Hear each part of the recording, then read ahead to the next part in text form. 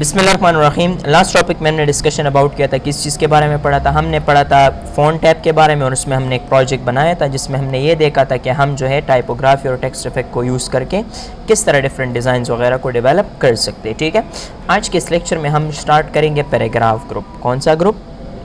Paragraph group किस लिए use होता है? ये भी टेक्स्ट से रिलेटेड ही फीचर्स है, लेकिन इससे रिलेटेड हम टेक्स्ट की प्रॉपर्टीज़ इसमें देखेंगे। उसमें तो हम ये देखते थे कि इसको हम इफेक्ट किस तरह देंगे, स्टाइल किस तरह करेंगे, बड़ा छोटा किस तरह करेंगे, लेकिन इसमें इसकी प्रॉपर्टीज़ को हम जो है मेंटेन करना सीखेंगे। तो आज के इस लेक्चर में हम फर्स्ट फीचर सीखेंगे जिसको हम क्या बोलते हैं, जिसको हम बोलते हैं अलाइनमेंट्स। क्या बोलते हैं? और दूसरा हमारे पास आता है इंडेंटेशन। क्या हमारे पास आता है? Indentation and alignment. Now the first question is that what is the difference between alignment and indentation? इन दोनों में फ़र्क क्या है मेन? तो याद रखिए, अलाइनमेंट का मतलब क्या होता है कि आप लोगों के पास ये होता है एक फिक्स पोजीशन। क्या आप लोगों के पास होता है? Fix position. लेकिन जो इंडेंटेशन होता है उसको हम नॉट फिक्स्ड पोजीशन कहते हैं। अब किस तरह इसको हम देखेंगे। ठीक है, अलाइनमेंट में आप लोगों के पास है लेफ्ट अलाइन, राइट अलाइन। ठीक है,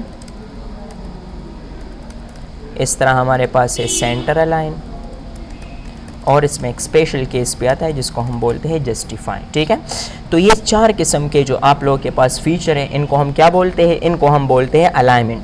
अब लेफ़्ट, राइट और सेंटर का क्या मतलब है कि फॉर एग्जांपल आप लोगों के पास कुछ टेक्स्ट है। ठीक है, लाइक मैंने यहाँ पर अली खान लिखा, तो ये अब बाय डिफ़ॉल्ट कौन सी पोजीशन पर होता है? लेफ़्ट पर होता है। तो अब या तो ना तो ये लेफ़्ट से पीछे होगा ना आगे होगा, बिल्कुल एग्जैक्ट पोजीशन है इसकी, इसलिए इसको हम फिक्स पोजीशन बोलते हैं।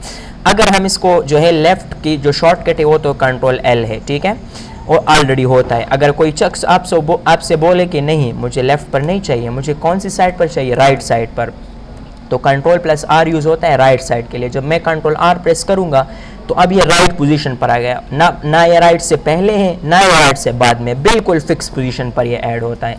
और इसी तरह आप लोगों के पास सेंटर भी है, कंट्रोल प्लस ई।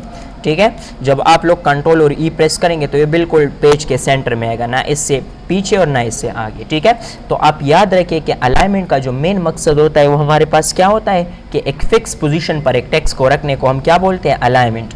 और जब आप लोगों से अगर कोई क्वेश्चन करे चलो ये तो लेफ्ट पर है, मैं चाहता हूँ कि लेफ्ट से थोड़ा सा आगे हो जाए, थोड़ा सा पीछे हो जाए, थोड़ा सा सेंटर से जो है वो आगे की तरफ आए।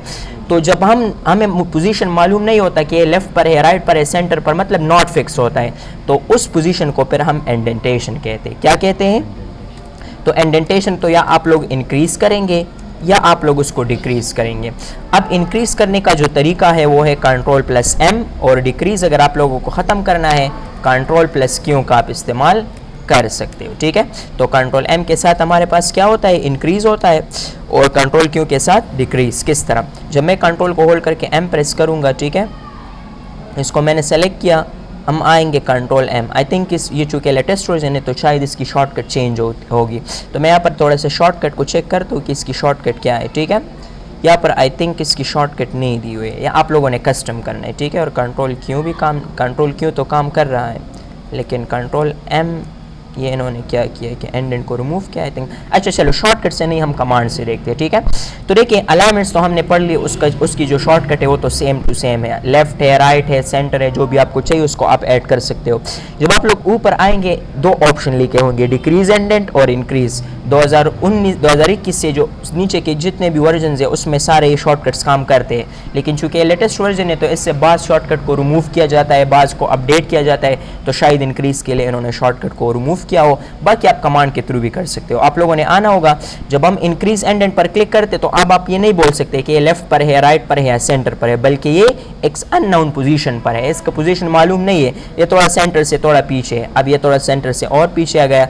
तो इसमें हम क्या कर सकते हैं? अलाइनमेंट को इंक्रीज भी कर सकते हो और अलाइनमेंट को डिक्रीज भी कर सकते हैं। तो अलाइनमेंट और इंडेंटेशन में मेन ये फ़र्क होता है कि अलाइनमेंट फिक्स पोजीशन पर आता है और इंडेंटेशन नॉट फिक्स्ड होता है। फिर हमारे पास एक बहुत ही कमाल का फीचर है जिनको हम बोलते हैं जस्टिफाई। जस्टिफाई एक वर्ड जस्टिस से निकला है, और जस्टिस किसे कहते हैं? इंसाफ को, इक्वालिटी को कहा जाता है। किस चीज़ को कहा जाता है? जिस तरह जज होता है ना, वो इंसाफ करता है ना, तो जस्टिफाई का यहाँ पर मकसद है कि बोथ साइड के जो टेक्स्ट है वो मुझे क्या चाहिए? वो मुझे बिल्कुल इक्वल चाहिए। तो उसी इक्वलिटी के लिए हम कौन सी फीचर का यूज़ करते हैं? जस्टिफाई का, और इसकी जो शॉर्टकट है वो है कंट्रोल प्लस जे। कौन सी शॉर्टकट है?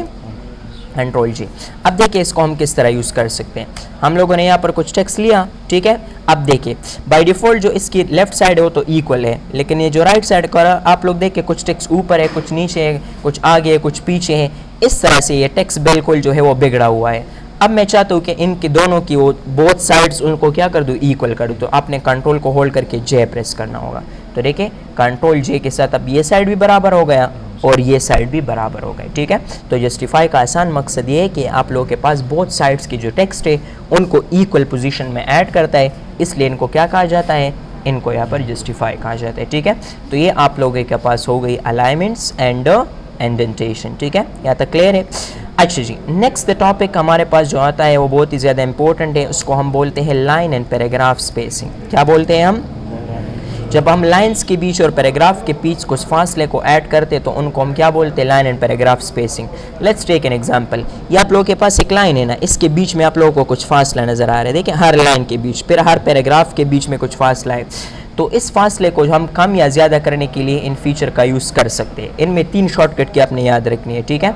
द फर्स्ट वन शॉर्टकट की इज़ Ctrl+1, ठीक है।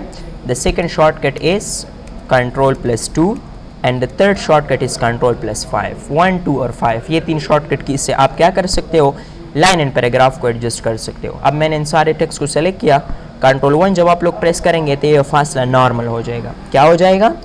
जब आप लोग Ctrl+2 प्रेस करेंगे तो देखिए टेक्स्ट के दरमियान आप लोगों को नज़र आ रहा है कितना लाइन के दरमियान वो फासला ज़्यादा हो गया है। तो इससे फासला ज़्यादा भी हो सकता है, और अगर आप लोग Ctrl+5 प्रेस कर दें तो उससे थोड़ा सा जो है वो कम आप लोगों के पास। तो मतलब स्पेसिंग के 3 टाइप्स है, Ctrl+1, Ctrl+2 एंड Ctrl+5। इससे आप लोग क्या कर सकते हो, लाइन एंड पैराग्राफ स्पेसिंग को एडजस्ट कर सकते हो, ठीक है। यहाँ तक तो कोई मसला नहीं है। तो ये हमने इसमें कुछ फीचर आज पढ़ ली जिनमें हमारे पास अलाइनमेंट्स आ गए, इंडेंटेशन आ गया, और इसके साथ साथ ये लाइन एंड पैराग्राफ स्पेसिंग है, इसको आप यहाँ से भी कम ज़्यादा वगैरह कर सकते हो। इसमें जो शेडिंग कलर है वो तो हमने ऑलरेडी पढ़ा हुआ है, ठीक है। कल इंशाल्लाह हम A to Z मतलब सॉर्ट ऑर्डर पर काम करेंगे, उसके अलावा शो एंड हाइड, और उसमें हम डिफरेंट फीचर को देखेंगे, ठीक है। यहाँ तक तो कोई मसला नहीं है, क्लियर है, ठीक है। अल्लाह हाफिज़, फिर मिलेंगे नेक्स्ट वीडियो।